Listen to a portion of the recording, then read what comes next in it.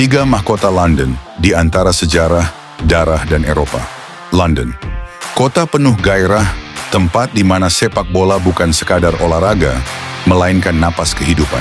Dari utara ke selatan, dari timur hingga ke barat, bendera-bendera klub berkibar di jendela rumah, mural-mural legenda terpajang di ganggang kecil, dan stadion berdiri megah seperti kuil yang dihormati oleh jutaan jiwa. Kota ini punya banyak klub, rivalitasnya sengit, panasnya tak pernah padam. Tapi hanya tiga yang mampu menembus batas domestik dan meraih tempat di antara para raja Eropa.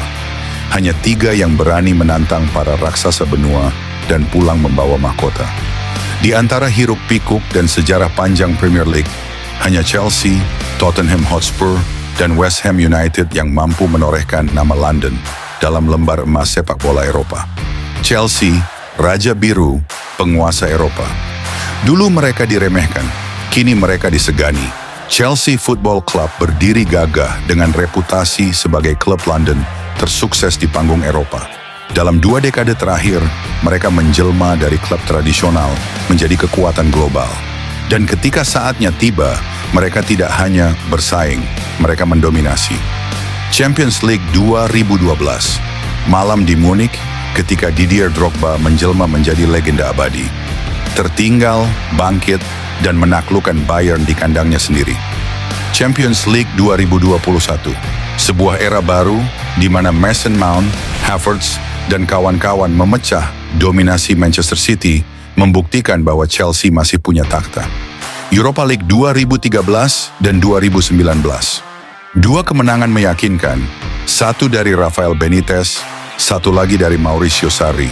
Chelsea tidak hanya hadir di panggung ini, mereka menyapunya bersih. 4 trofi Eropa dalam 1 dekade. Tidak ada klub London lain yang bisa menyamai jejak langkah mereka. Tottenham Hotspur, kebangkitan sang tradisionalis Spurs, klub dengan sejarah panjang dan basis fanatik yang setia. Mereka bukan klub sembarang.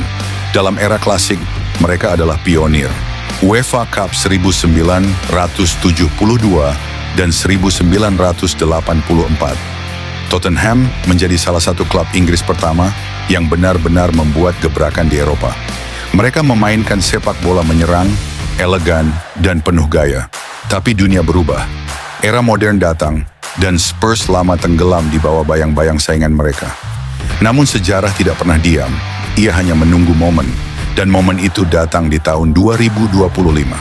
Setelah bertahun-tahun dikecewakan, disindir, bahkan dipandang sebelah mata, Tottenham akhirnya mengangkat trofi Europa League yang dinanti. Sebuah trofi modern, bukan cerita masa lalu.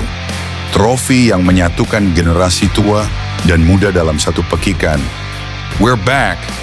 West Ham United, para pejuang dari timur. Di London Timur berdiri West Ham United, klub pekerja keras, penuh karakter, dan dibesarkan oleh keringat para loyalisnya. Mereka bukan tim glamour, tapi justru disitulah letak keindahannya. Dan pada tahun 2023, para Hammers membalikan takdir. Dengan segala keterbatasan, mereka melaju di UEFA Conference League dan keluar sebagai juara. UEFA Conference League 2023, sebuah malam emosional. Trofi pertama mereka di Eropa, bukan hanya trofi tetapi lambang perjuangan. Lambang bahwa siapapun bisa bermimpi, bahkan dari bawah. Kemenangan itu bukan hanya milik klub, itu milik setiap fans yang pernah berdiri di Upton Park, yang tetap setia ketika klub jatuh, dan kini bisa melihat kres mereka di antara para juara. 3 klub, 3 jalan, 1 kota. Chelsea dengan kemewahan dan dominasinya. Tottenham dengan sejarah dan kebangkitannya. West Ham dengan perjuangan dan kejujurannya. Mereka bukan sekadar tim dari kota yang sama. Mereka adalah 3 wajah berbeda dari satu London yang agung. Ketika klub-klub lain masih bermimpi, mereka sudah mencatatkan nama. Ketika suara supporter menggema di seluruh Eropa, hanya 3 bendera London yang benar-benar bisa berkibar di podium tertinggi. Dan kini, satu pertanyaan menggantung. Siapa berikutnya? Karena di London, mahkota Eropa tak diberikan, tapi direbut.